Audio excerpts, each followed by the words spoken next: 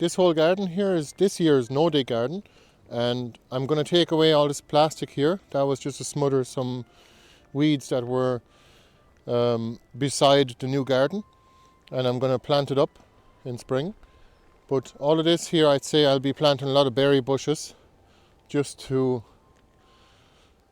get more propagation material. And of course these Portuguese kale plants are perennial, but a lot of the other plants here were basically just annuals or just growing here just to grow them on for a season. Like this fennel here, for example, that's bronze fennel. But I'll have to figure out another spot for all these tuberous plants next year. But I'm going to cover all this with wood chips because I don't want the weeds to roll all over it. And definitely, I think after the first year of no dig anymore, I'm going to just turn it into a kind of a forest floor type of garden, as in mimicking a forest floor. And I'm going to do what I did do in that woodchip island straight ahead there about 5 years ago. I just covered the whole thing with wood chips in the first year. Now here, well, how are you doing? Are you cycling? Go on, show us. Jeez, you'll be full of muck now. Oh Jesus, look at that now. This fella.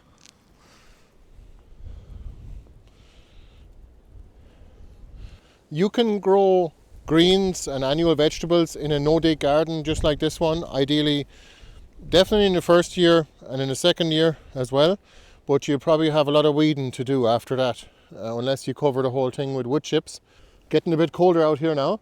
Just be aware that once you cover your ground with wood chips, that your soil life is going to tend towards a fungal-based environment, as in a carbon-based environment. And if it's just nitrogen, like no-dig garden, for example, this one here, right behind me, then that it will definitely favour plants that eat up a lot of nitrogen, such as annuals or kale as well. You can grow kale in a lasagna garden bed, like where you cover the ground with compost. You do your standard no-dig, you smother the existing vegetation, put down your compost layer, and then you put your lasagna layer, as in the wood chip layer, on top. You can grow kale in that kind of environment, but perennial kales definitely do better. They will grow long term. They'll grow for 4 or 5 years or longer if you trim them every once in a while. I think it's a good plan to just cover the whole thing in wood chips and plant berry bushes. What do you think? Let me know in the comments below. What do you think, Levi? I don't know. We did actually plant a few winter vegetables into this new no-dig garden as well. They grow and then they kind of store in the garden. Look at the beetroots here. They did fine after the last frost. And here's some Swedes as well. Just a few bits and pieces, and a bit of Portuguese kale as well. But you can see here, the leaves are definitely kind of not great, the quality at this point. These ones have been frostbitten, but you still get quite a few leaves. The Nero de Toscana is better quality in the winter. I find red Russian kale is the best. There's a couple of carrots and a couple of other beetroots, the Shiogia. That's our wood chip pile. Great playground for the kids and the dogs. Levi, come up here. He loves that. Oh, they love the wood chip pile. The dogs are awful wrestly on the pile now. We like the wood chips. We cover all the paths with it, especially before and after the winter, and it keeps us dry during and after the growing season. And here you can see that's still a bit of a patch of grass here that was here from before the pile was even here. This pile was actually dumped straight on top of the grass, and of course it did smother it. Enough wood chips will smother the grass. What are you going to do? Jesus, a fair jump. This path, for example, here I redid it the other day, just real quick to make it easier to connect the gardens. And it's a lot more comfortable now, especially with a fresh bit of wood chip. Here I need to put some more, but it is nice now. And nice and wide as well, so you don't get wet on the way through.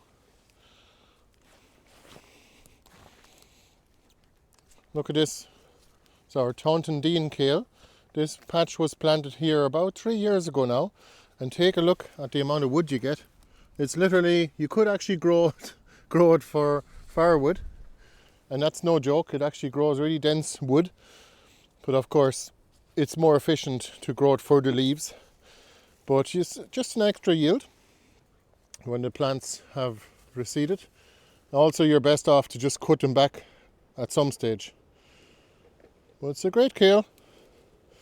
Thanks to Charles Dowding for bringing a cutting over some years ago. Do you like that? Hang on now. You make it look like I make you eat that. You need to say to people that you eat it all the time. I eat all the time. Well, I don't make him eat kale in the garden. He just does. You're the kale monster now. Mashuas are completely sold out. There's a lot of other stuff that's already sold out too, but we still have Jerusalem artichokes. Those are available. We have a mega mix there that includes 5 different varieties. So take a look at the website. It's definitely the easiest vegetable to grow and also the most reliable food source you'll ever have, especially long term and in a perennial setting. Anyway, I've kept you for long enough. Thank you so much for watching. I really appreciate it. And we'll see you the next time. If you'd like to support us, you can become a member of Gardens for Life, or you can buy something in our shop, or just give us a thumbs up. We'd highly appreciate that too. Thanks again. See you. Bye bye.